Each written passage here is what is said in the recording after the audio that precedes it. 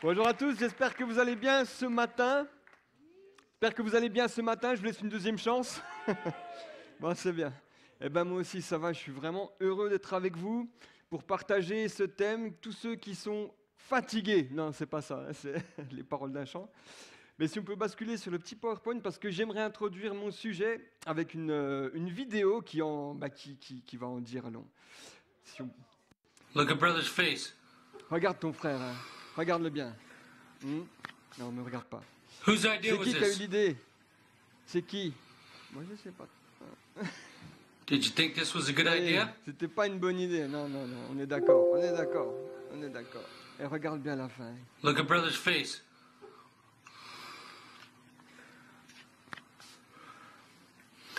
Who got the paint out? Brother did? C'est fini, How tu peux arrêter. no, Qui c'est how qui a did he pris get la it? peinture? Tu sais, non, c'est pas moi.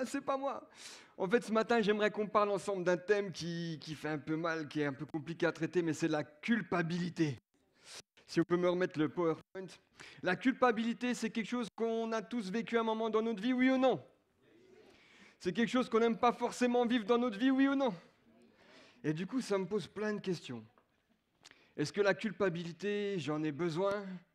Est-ce que la culpabilité, c'est important? Est-ce que la culpabilité, il faut que je la sorte de ma vie? En tout cas, ce que je suis sûr, c'est que Dieu a établi des principes pour qu'on ait une âme en bonne santé et qui nous apprenne à gérer certaines choses, dont la culpabilité. Et ce matin, je voudrais voir un thème particulier dans la culpabilité, puisque c'est très très grand, mais comment on peut sortir de la culpabilité? Et que ma culpabilité doit me permettre de m'approcher de Dieu et non pas de me détruire. Ce matin, je suis persuadé que ce message va toucher plus d'un. Je suis persuadé qu'il y a une personne particulièrement qui a besoin d'entendre ce message parce qu'elle a besoin d'être encouragée par rapport à ça.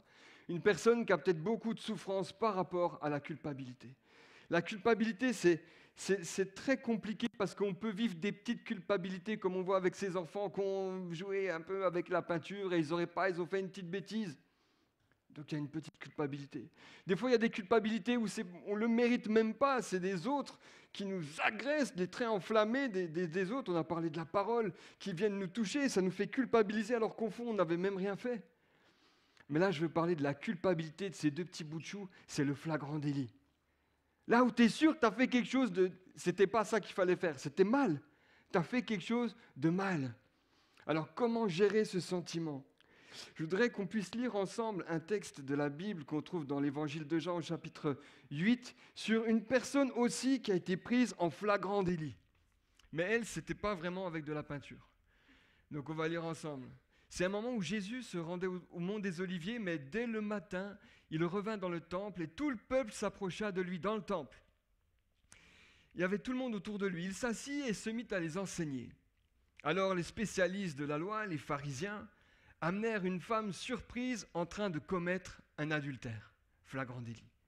Ils la placèrent au milieu de la foule et dirent à Jésus, « Maître, oh, cette femme-là a été surprise en flagrant délit d'adultère. Moïse, dans la loi, nous a ordonné de lapider de telles femmes. Et toi, que dis-tu » Il disait ça, en fait, pour lui tendre un piège, afin de pouvoir l'accuser. Mais Jésus se baissa et se mit à écrire avec le doigt sur le sol. Et comme il continuait à l'interroger, il se dressa et leur dit, « Que celui d'entre vous qui est sans péché, vas-y, let's go. » Il jette la première pierre contre elle. Il se baissa de nouveau et se remit à écrire sur le sol. Et quand ils entendirent ça, cette phrase, cette punchline, accusés par leur conscience, ils se retirèrent un à un, et à commencer par les plus âgés jusqu'au dernier. Alors Jésus resta seul avec la femme qui était là au milieu. Il se redressa et ne voyant plus qu'elle, lui dit, « Femme, où sont ceux qui t'accusaient? Personne ne t'a donc condamné ?» Elle répondit, « Personne, Seigneur. » Jésus lui dit, « Moi non plus, je ne te condamne pas. Vas-y et désormais ne pêche plus. » Jésus leur parla à nouveau à la foule et aussi aux pharisiens, maîtres de la loi, en disant, « Je suis la lumière du monde. Celui qui me suit ne marchera pas dans les ténèbres, mais il aura au contraire de la vie. Merci Seigneur pour ta parole.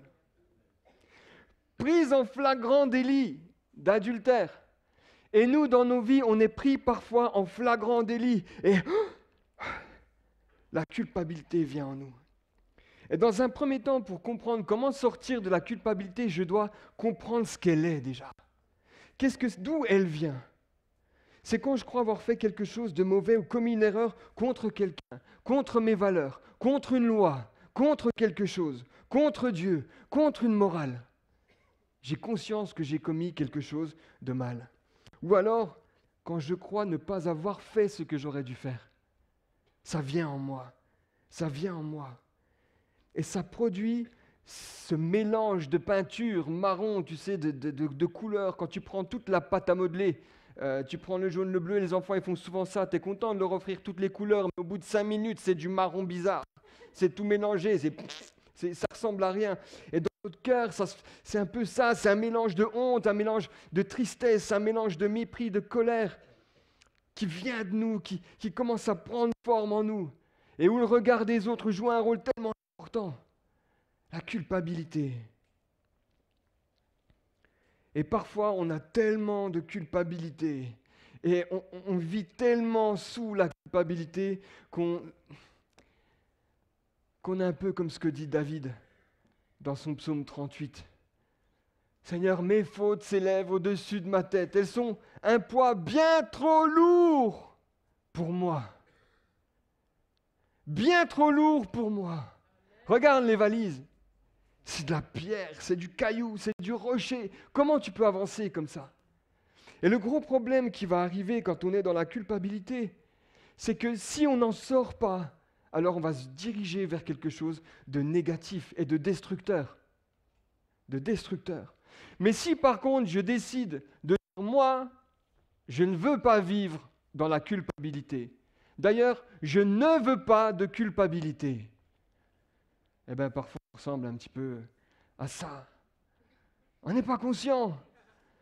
On n'est pas conscient de nos erreurs. Regardez la joie de cette fille. Elle vient de graver « Papa, je t'aime » sur la voiture. Sur une belle voiture toute neuve. On dirait celle de Zenaida et Carlos en plus. Tu sais, la noire là. « I love my dad » quoi. Non mais c'est mignon. Mais si je décide de vivre sans culpabilité, de vraiment de rejeter toute culpabilité, alors si je fais ça, je ne prends pas soin de mon âme. Ma culpabilité doit me servir à quelque chose, et elle doit me servir à m'approcher de Dieu. À m'approcher de Dieu. En fait, la culpabilité, c'est un peu comme une petite loupiote qui arrive dans notre cœur, dans notre âme. Tu sais, Dieu permet la douleur et on a été créé comme ça, c'est-à-dire que si je me cogne contre un mur, en l'occurrence le petit orteil dans le coin de la table, tu sais, le petit truc, tu sens bien, tu sens qu'il y a une douleur qui te dit, il y a un problème dans ton corps. La douleur indique qu'il y a un problème à régler. La douleur est là pour t'informer de quelque chose, pour dire ça ne va pas. Et on a tous dans nos voitures déjà vu ce petit logo-là qui s'affiche, où il n'y a que Joe Aquino qui sait ce que ça veut dire. Je ne sais pas. Chérie, il y a un voyant qui s'est allumé dans la voiture. Mais c'est quoi? Je ne sais pas, je crois qu'il faut s'arrêter. Non, je ne crois pas. Si, vas-y, bon. On ne sait pas trop ce que c'est. Donc ce logo, j'ai cherché, je vous le donne, comme ça vous le saurez tous. Ça veut dire, c'est une avarie au système de contrôle du moteur. Ce témoin peut prendre deux couleurs, jaune ou rouge. De manière universelle, un affichage jaune signifie qu'on peut continuer à rouler, si nécessaire, mais en prenant ses précautions. Alors ça, il faut voir ci-dessous, j'ai pas mis le reste. S'il s'affiche en rouge, par contre, là, c'est fini, il faut arrêter le véhicule, afin de ne pas endommager des composants mécaniques essentiels. La culpabilité peut endommager des composants de l'âme essentiels, peut te conduire à être réellement endommagé. Mais par contre, elle est là pour t'indiquer qu'il faut arrêter le véhicule, qu'il faut aller voir le garagiste, qu'il faut lui confier la panne. Donc ce logo, cette culpabilité qui naît en nous, signifie une chose, c'est qu'il faut arrêter et qu'il faut aller voir Jésus pour lui confier notre panne, pour lui confier notre culpabilité. Même si c'est parfois pas prévu. Cette femme adultère, le flagrant délit, ça veut bien dire ce que ça veut dire. En fait, on n'avait pas vraiment prévu d'être grillé, quoi. On n'avait pas vraiment prévu d'être pris. On voulait faire notre péché, notre erreur. On n'avait pas prévu que ce soit dénoncé, que ce soit vu. Et là, cette femme va arriver devant la foule. Alors, oui, je pense que c'est normal de culpabiliser. Oui, nous devons la traiter. Et oui, nous devons nous rendre vers Jésus. Si tu veux sortir de la culpabilité, il y a un moment donné, on doit affronter plusieurs difficultés. Si je reprends le texte de Jean, les spécialistes de la loi qui prennent la femme, qui l'emmènent sûrement avec force, ils l'emmenèrent au milieu de la foule, dans le temple, l'humilient, et la placèrent là, ici, au milieu de tous, au milieu de la foule. Et la première difficulté que je vais avoir avec la culpabilité, c'est qu'il faut que je prenne conscience de ma faute. Il faut qu'il y ait une prise de conscience. Et là, cette femme, placée au milieu de la foule, prend conscience qu'elle a fait quelque chose de mal, que cette erreur mérite un jugement et une condamnation. Et pendant longtemps, on a cru qu'on était face à un Dieu jugeur et vengeur et méchant. Et ce que les pharisiens défendent à ce moment-là, c'est cet esprit de jugement. J'attendais qu'elle soit pleinement en flagrant délit pour la dénoncer, pour la montrer à tous. Il faudrait sortir de ce schéma-là, de notre vision, de notre cœur, de s'attendre à ce que Dieu agisse de cette façon-là. Dieu n'est pas un Dieu vengeur qui, de haut de son ciel, regarde la moindre faute que tu vas faire, que je vais faire en flagrant délit, de voir si, quand il y avait le petit voyant de la voiture, j'allais m'arrêter ou si j'allais continuer, ou si je fais un faux pas, de me foudroyer avec son... Sortons de ce schéma-là. On va en avoir besoin pour ce message qui arrive maintenant. La femme est face à son péché. Aujourd'hui, nos valeurs à nous sont... Nos valeurs changent. On dédramatise. On dit, oh, c'est pas si grave. C'est pas si grave. Un jour, un jeune à une de soirées jeux au café me dit, notre prof nous a dit, vous savez, le monde évolue et on doit évoluer avec eux. On est comme des disques durs et on doit faire des mises à jour. Ah, ma mâchoire, elle est tombée jusque-là, j'ai dû la ramasser, mais ça veut dire quoi en fait? Évoluer, se mettre à jour, qu'est-ce que ça signifie? Ça veut dire que le bien n'est plus le bien, que le mal n'est plus le mal, qu'on peut inverser la tendance? Mais il suffit de sortir aujourd'hui pour voir qu'on vit dans un relativisme et de dire non, mais ça c'est bien pour toi, mais c'est pas bien pour moi. Ça c'est mal à tes yeux, mais à mes yeux, non, ça va. Où est le bien? Où est le mal? Les valeurs du Seigneur n'ont jamais changé.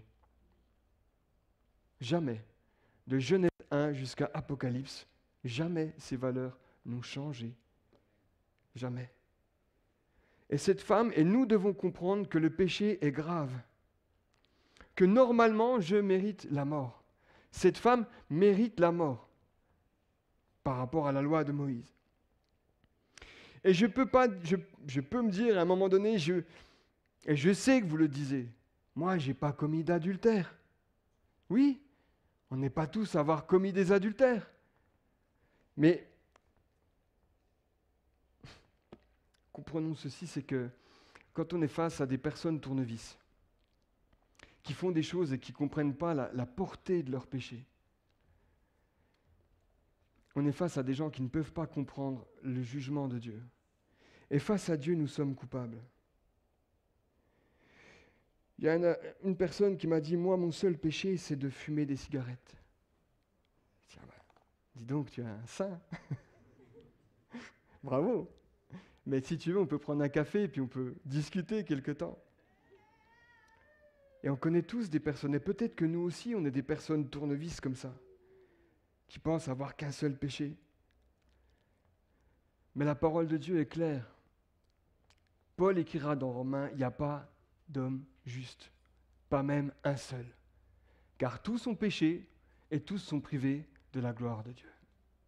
C'est clair. Nous sommes tous privés de la gloire de Dieu parce qu'il n'y en a pas un parmi nous qui est juste.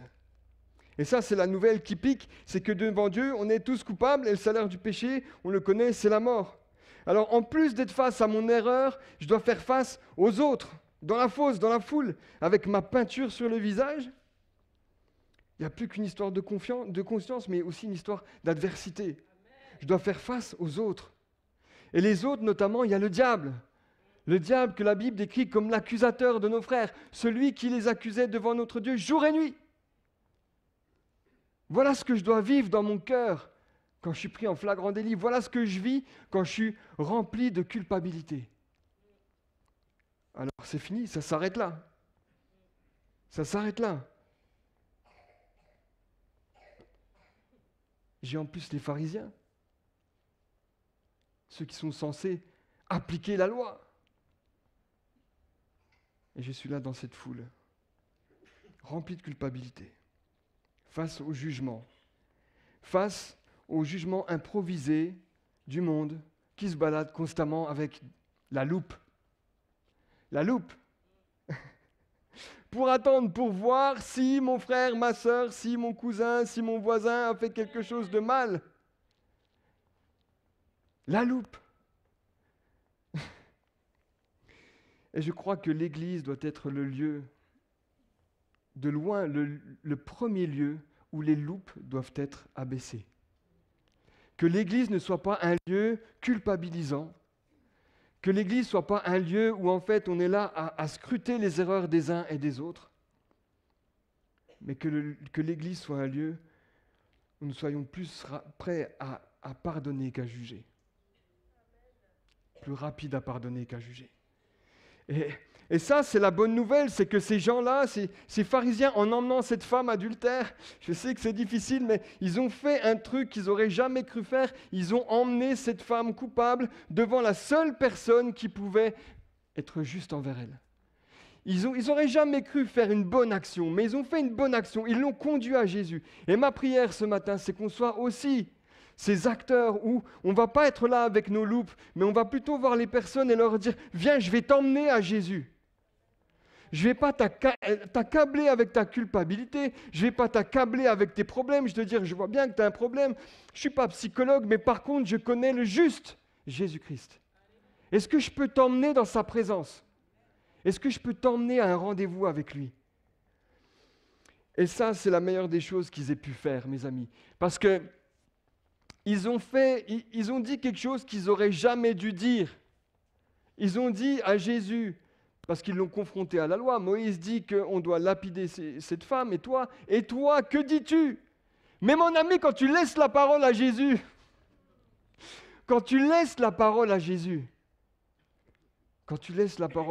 tu sais que derrière, il va y avoir un son de compassion, qu'il va y avoir un son de justice, qu'il va y avoir un son de vérité. Tu laisses la parole à Jésus, toi tu es l'accusateur. Regarde, en quelque temps, en un instant, Jésus va leur dire cette phrase. Celui qui n'a jamais péché, lui jette la première pierre. Est-ce que Jésus s'est adressé à la femme adultère en disant « Ma fille, qu'est-ce que tu as fait? Pourquoi tu fais ça? Tu me mets dans une situation compliquée. Si je dis qu'il ne faut pas te lapider, alors je me mets à dos les pharisiens et la loi. Et si je dis qu'il faut te lapider, alors je me mets à dos les Romains, et puis les gens ne vont plus penser que je suis bon. Tu me mets vraiment dans une situation compliquée. » Est-ce qu'il a dit ça? Il ne s'est même pas adressé à la femme adultère. Il ne s'est pas adressé à cette femme qui était là, remplie de culpabilité devant lui. Il s'est adressé aux accusateurs. Et dans un premier temps, je pense que quand on est dans une dynamique d'accusation, il faut qu'on soit prêt à recevoir ce que Jésus a à nous dire avant qu'il parle à la personne qu'on accuse. Que celui qui n'a jamais péché, que celui qui est sans péché jette la première pierre contre elle. En un instant, Jésus propose de troquer la loupe contre un miroir. Contre un miroir. La loupe qui te permettait de voir le moindre petit défaut chez ton voisin se transforme en miroir. Et là, tu es face à toi-même et tu vois tout ce qui t'accuse toi-même. Parce qu'il faut dire qu'ils n'étaient pas vraiment justes. Cette femme, elle n'aurait pas dû être lapidée. Ou alors, il fallait être sûr qu'elle soit déjà fiancée. Et cette femme, elle n'aurait pas dû être seule. Il aurait dû y avoir le gars avec elle. C'est dans la loi, lisez Lévitique. C'est dedans. C'est pas que la femme qui devait te présenter. C'est le couple.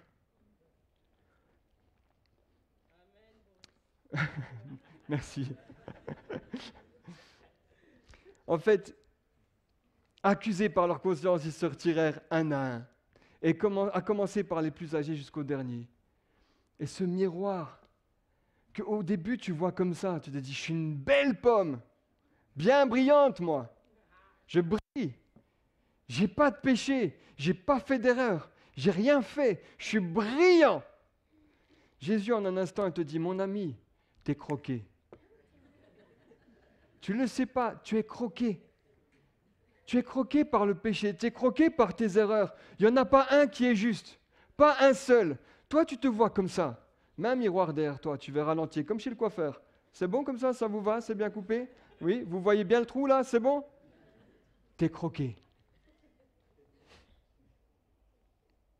Donc ils sont partis, parce qu'ils ont vu qu'ils étaient croqués. Au milieu de la phrase, juste avant de dire « Celui qui n'a jamais péché ou sans péché jette la première pierre », il faisait quelque chose. Il écrivait sur le sol. Et là, il y a des commentaires. Personne ne sait ce qu'il écrivait sous les... On sait que culturellement, ça arrivait souvent de faire des plans sur le sable, de dessiner des choses, parce que voilà, ça se faisait. Mais là, il écrivait quelque chose sur le sol. Il leur a dit que celui qui n'a jamais péché jette la première pierre. Il s'est rassis, il a continué à écrire sur le sol. J'ai trouvé un verset dans Jérémie qui dit que ceux qui se détournent de moi seront inscrits sur la terre, car ils ont abandonné la source d'eau vive qu'est l'Éternel. Je sais que c'est un peu long pour qu'il écrive tout ça. C'est long. Mais avant de dire que celui qui n'a jamais péché, je pense que dans son cœur était attristé de voir que les hommes et que les religieux ne comprenaient pas la grâce ni la miséricorde. Que l'homme était prêt à juger rapidement, à détruire rapidement, à charger rapidement, à humilier rapidement, à présenter dans la foule pour que tout le monde voit nos péchés. Comme quand on a des réunions de famille et que là on est pris à partie et que là c'est ton jugement. Je ne sais pas pourquoi. Ou quand tu fais ça à tes enfants, quand tu le reprends sévèrement devant plein d'autres enfants, mais il y a un sentiment de culpabilité qui vient, comme quand ton épouse ou ton époux te reprend devant les autres. Wow, culpabilité devant tous. Et on est rapide à ça. On est rapide à ça. Mais voilà ce qu'il y a dans le cœur de Jésus. Oh. Ceux qui abandonnent la source d'eau vive qu'est l'Éternel, ceux qui se détournent de moi, seront inscrits sur la terre. C'est ce qu'ils ont fait, les pharisiens. C'est ce qu'ont fait les maîtres de la loi. Au lieu de se tourner vers lui en disant « Je sais que je suis croqué, Seigneur. Je suis une pomme croquée. Je viens à tes pieds. Pardonne-moi d'être dans l'accusation. Pardonne-moi d'avoir ce comportement-là. » Ils se sont tournés, ils sont partis. Homme tournevis. Et dans la suite du texte de Jérémie, il a écrit ceci. C'est la suite. « Guéris-moi, Éternel, et je serai guéri. Sauve-moi et je serai sauvé. » Ça, c'est ce qu'ils auraient dû faire. C'est ce qu'ils auraient dû dire en venant à genoux. « Guéris-moi, Éternel, et je serai guéri. Sauve-moi et je serai sauvé de ma pomme croquée, de qui je suis. Et j'ai tellement besoin de toi. » Mais le problème, c'est qu'il faut du courage pour faire face à sa culpabilité. Et l'ennemi de nos âmes rend l'honnêteté terrifiante et le secret attrayant. C'est pour ça qu'il faut apprendre à la gérer, cette culpabilité. C'est pour ça qu'il faut savoir ce que je dois en faire. Et ce que je dois en faire, c'est la déposer à Jésus-Christ. Est-ce qu'on veut être libre? Est-ce qu'on veut être déchargé de ça? Est-ce qu'on veut être libéré de ça? Moi, je veux être libéré de ce sentiment de culpabilité. Je veux apprendre à le gérer et je veux apprendre à aller au pied de Jésus pour qu'il m'apprenne à lui donner tout ça. Et je veux lui crier, sauve-moi, Éternel, et je serai sauvé dans ta présence. Ne me laisse pas partir loin de toi. Fais-moi monter à l'arbre comme Zachée pour voir que tu es là. Je veux ta présence, Seigneur. C'est ce que je désire. Venir à tes pieds.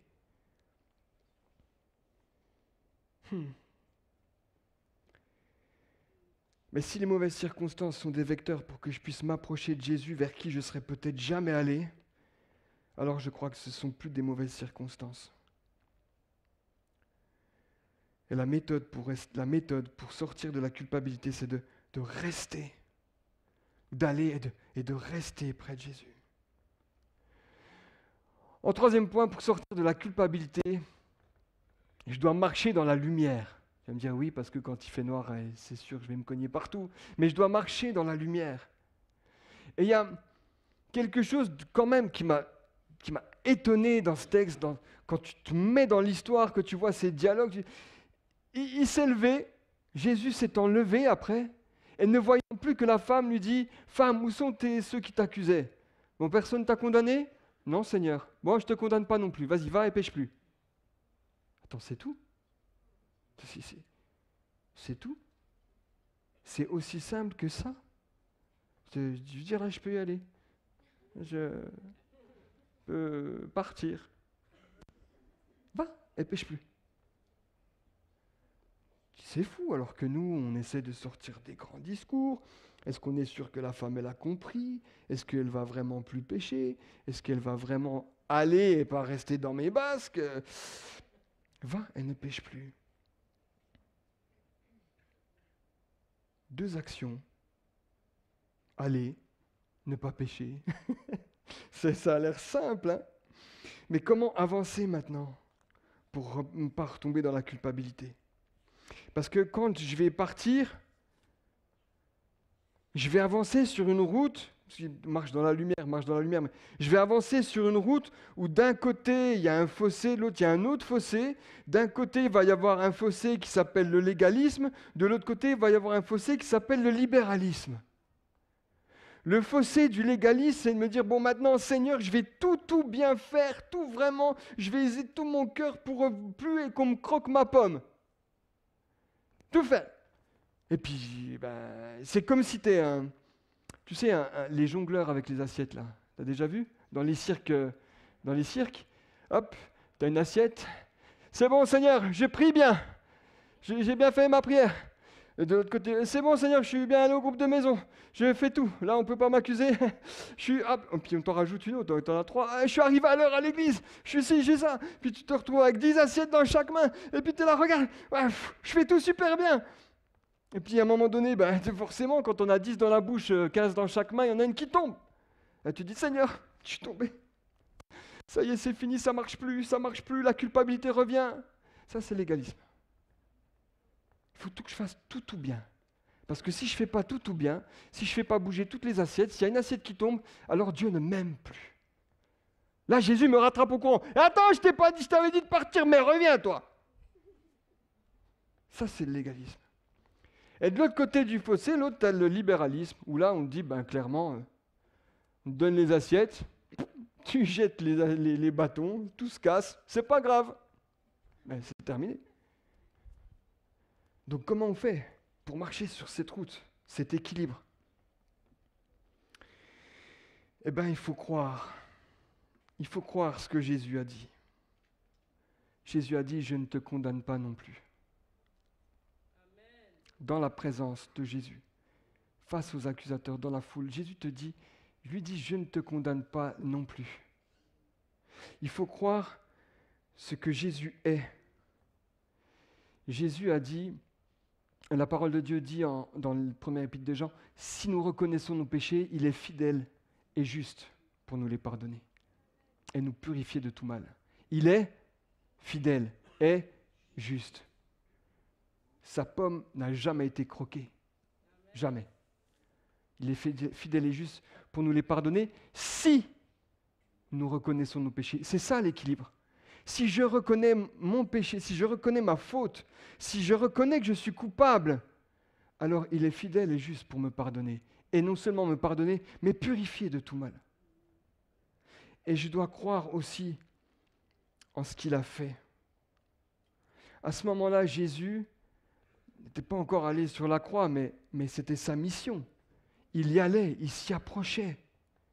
Il était sur le chemin de la miséricorde. Il était sur le chemin pavé d'amour. On a dit tout à l'heure, Frédéric l'a dit, j'ai vu quelqu'un qui marchait sur une route qui était scintillante. Jésus empruntait cette route, il allait sur cette route qui l'amenait à la condamnation. Pour nous, pour nos fautes. Ce sont nos fautes qu'il a portées, on l'a dit tout à l'heure. Donc il était en train d'aller dans cette direction. Pour en finir avec nos culpabilités de peinture, mais pour en finir aussi avec la vraie culpabilité du péché entièrement, ce qui nous séparait de Dieu. Alors, cette justification, quand il dit « je ne te condamne pas », c'est cet acte puissant de justification. Il dit « en mon sacrifice, à la croix, j'ai pris, et on l'a dit à la Sainte Seine, j'ai pris tous vos péchés, je les ai fait mourir à la croix. Et toi, tu ne portes plus les péchés que tu avais avant, tu ne portes plus ta condition de pécheur que tu avais avant, je les ai fait mourir, et maintenant, tu es justifié, tu es rendu juste par Jésus-Christ. Tu es rendu juste.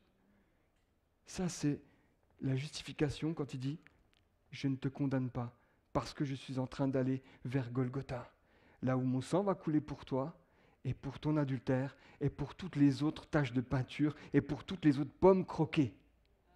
Je ne te condamne pas. » Justification. Maintenant, quand il dit « va et ne pêche plus », c'est une autre phase qui est magnifique, qu'on découvre quand on est passé dans la justification, qu'on marche maintenant avec le Seigneur. Quand il me dit « vas-y, va », c'est la sanctification. Est-ce que je vais tomber ? Oui. Est-ce que je vais encore blesser des gens ? Peut-être. Est-ce que je vais faire des choses mal ? Oui, certainement. Mais il est fidèle et juste si nous reconnaissons nos péchés pour nous pardonner et pour nous purifier de tout mal. Ça, c'est la marche de la sanctification. Et dans cette marche, le Seigneur nous dit, c'est ta bouille que je veux voir.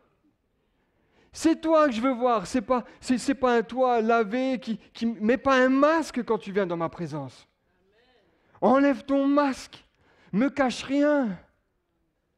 Dans ma présence, viens avec ton erreur, viens avec ton péché, viens avec ta culpabilité, parce que si tu la reconnais, je suis fidèle et juste pour te les pardonner. Viens, la tête pleine de peinture, si tu veux. Parce que nous avons un Dieu extraordinaire, rempli de miséricorde, rempli d'amour, rempli de compassion, qui ne désire qu'une seule chose, pas nous humilier devant la foule, mais nous guérir et nous sauver. Et si l'équipe de louanges peut remonter, je voudrais terminer avec ceci.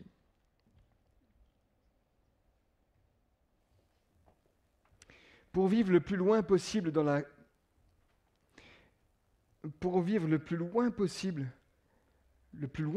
la culpabilité, je dois suivre le chemin qu'il a tracé et faire mes efforts pour ne pas pécher. C'est ce qu'il me dit. Va et ne pêche plus. Mais comment, Seigneur ? On le sait, on ne va pas se mentir. Ce serait mettre des loupes, on va mettre le miroir. Comment plus pécher ? Tu vas m'aider, Seigneur. Oui. Oui, parce qu'il dit à la fin, et je pense que ce verset va avec le reste, il dit « Je suis la lumière du monde ». Vous comprenez ? Celui qui me suivra ne marchera pas dans les ténèbres. Celui qui me suivra ne marchera pas dans les ténèbres, mais marchera dans la lumière, dans ma lumière. Et il dit ça, il leur dit encore, parce que les maîtres de la loi, les pharisiens, et ils sont là dans le temple encore avec leur mécontentement et leur jugement, mais il leur dit ça parce qu'il y a le chandelier qui brûle. Il y a la lumière du temple qui est éclairée, cette lumière qui est censée représenter la colonne de feu qui a mené le peuple d'Israël hors d'Égypte. Suivez-moi, je suis la lumière du monde. Et le peuple suivait cette nuée. Et cette nuée est représentée dans le temple. Et il dit aux pharisiens et il dit aux religieux, mais suis-moi, va pas de l'autre côté, va pas te tourner de l'autre côté, comprends ta culpabilité et viens à mes pieds, comme il écrit dans Jérémie, viens, sauve-moi Éternel et je serai sauvé, guéris-moi et je serai guéri. Mais on est tellement faible. On est tellement rien sans lui. Seigneur, éclaire mon sentier. T'es ma lumière. Sans toi, je vis dans les ténèbres. Mais toi, quand ta lumière arrive, oh, les ténèbres ont reculé. Les ténèbres sont chassées par ta lumière. Pas par ma lumière, par ta lumière, Seigneur. Les ténèbres ont reculé devant l'œuvre de la croix. Les ténèbres reculent. Vous savez, quand je suis arrivé hier soir, tout était éteint, mais il y avait ça d'allumé. Et ça suffit pour que je vois toute la salle. Les ténèbres s'effacent devant la lumière. Les ténèbres, c'est juste l'absence de lumière. Quand tu viens dans la lumière, les ténèbres sont chassées, ils disparaissent. Et dans nos vies à nous, on peut avoir un problème avec la culpabilité qui est que même quand on sait que Dieu nous a pardonné, même quand nos proches nous ont pardonné, même quand on a été jugé au tribunal, on a fait le jugement, on a purgé notre peine, il y a encore cette culpabilité qui est là, alors que tous m'ont pardonné. Je vais te parler d'un homme. Un homme que tout le monde détestait. Il était haï de son peuple, parce qu'il s'enrichissait sur le dos de son peuple. Il était chassé de ses parents, de sa famille. Il était méprisé. Les gens changeaient de trottoir quand ils le voyaient. Ils le méprisaient dans les pensées, verbalement. Il était rempli sûrement de culpabilité. Rempli de culpabilité. Et il menait sa vie comme ça tous les jours. Jusqu'au jour où pas un religieux, mais jusqu'au jour où Jésus est passé devant son travail. Et il lui a dit, toi, suis-moi.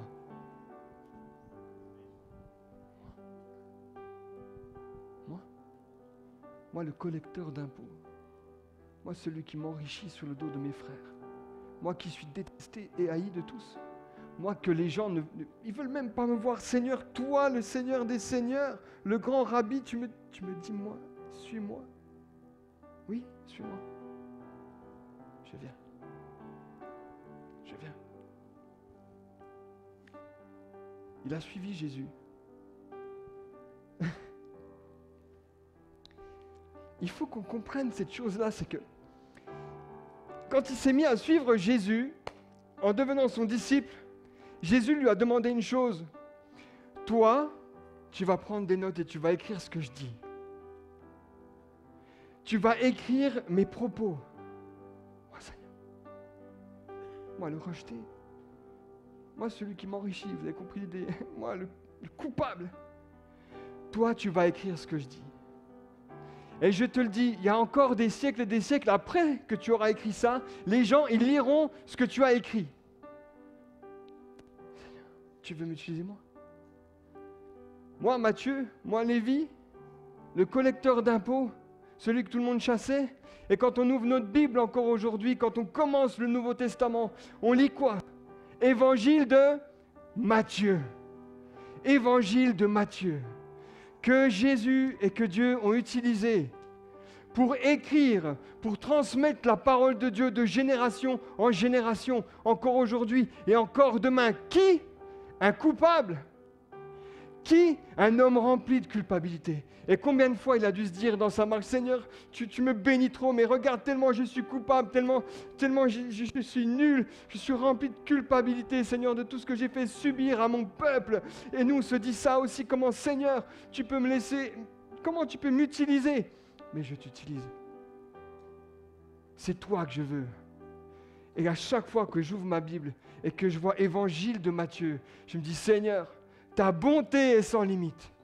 Ta miséricorde va jusqu'au ciel. Il n'y a pas de limite, Seigneur, à ta bonté. Tu viens relever le faible. Tu viens relever le coupable. Et tu le bénis quand on est bien d'un cœur sincère, en repentance, devant toi. Tu éloignes mon péché de moi, autant l'Orient est éloigné de l'Occident. Ce n'est pas ta culpabilité que je vais voir. c'est ton cœur. C'est qui tu es vraiment. Et il y a cette invitation, aujourd'hui, à dire, Seigneur, tu vois mes valises là, j'ai été coupable de trop de choses. Je ne parle pas des fausses culpabilités, mais j'ai été coupable de vraiment de choses, c'est trop lourd, ça s'élève au-dessus de ma tête. Je ne peux plus les porter, Seigneur. J'arrive plus. Il y a une invitation ce matin. Je veux répondre à ton invitation. Je ne veux pas fuir loin de ta face ce matin. Je veux venir dans ta présence pour déposer ces valises de pierre à tes pieds. Je veux dire, Seigneur, prends ma culpabilité. Prends-la, décharge-moi de ça. Je reconnais que je suis un pécheur. Je reconnais que je suis croqué. Mais pour vivre avec toi, pour marcher dans la lumière avec toi, je vais premièrement venir vers toi et déposer ces valises. Je réponds à ton invitation. Tu renouvelles mes forces lorsque je m'abandonne à toi. Et on va se lever et on va prier ensemble, frères et sœurs. Voilà à quoi je vais nous encourager ce matin. Je veux être conscient ce matin, aujourd'hui, que devant toi, Seigneur, devant ta loi, devant ta morale, devant toi, je suis coupable. Mais je ne veux pas me laisser mettre la tête sous l'eau par l'ennemi de mon âme. Je ne veux pas me noyer dans ma culpabilité, Seigneur. Je veux tout simplement m'approcher de toi. Parce que tu es le seul juste, le seul qui peut me comprendre. Tu es le seul en qui je peux m'abandonner. Tu es le seul qui peut me pardonner. Tu es le seul qui peut me témoigner de cette miséricorde. Je te demande pardon, Seigneur, pour mes fautes. Mais je veux aller et je ne veux plus pécher. Je ne veux tomber ni dans le légalisme, Seigneur, ni dans le libéralisme. Mais je veux comprendre cette justification que j'ai en toi. Je suis devenu juste par ton sacrifice à la croix. Et je veux marcher dans cette sanctification où je déposerai chaque jour, Seigneur, ma culpabilité à tes pieds. Et où tu me sauveras encore et encore. Tu renouvelles mes forces lorsque je m'abandonne à toi. Oh Seigneur. Et je voudrais appeler l'équipe de prière à s'avancer. Et que celui qui a senti, qui a retourné la loupe et l'a transformé en miroir ce matin, celui qui a fait ce geste de dire, je tourne, et là vraiment je vois que je suis une pomme croquée, j'arrête non seulement de scruter les autres, mais Seigneur, j'arrête aussi de m'éloigner loin de toi, je commence à m'approcher de toi ce matin, je réponds à ton invitation, je viens dans ta présence pour déposer ma culpabilité. Est-ce qu'il y a des gens qui veulent déposer leur culpabilité ce matin? Est-ce qu'il y en a qui veulent déposer cette culpabilité? Tous ceux qui veulent le faire, vous aurez l'occasion de le faire avec l'équipe de prière, là ce matin, et vous repartirez avec quelque chose en moins et quelque chose en plus. En moins, la culpabilité, en plus, une joie qui vous vient du Seigneur Jésus. Soyez bénis.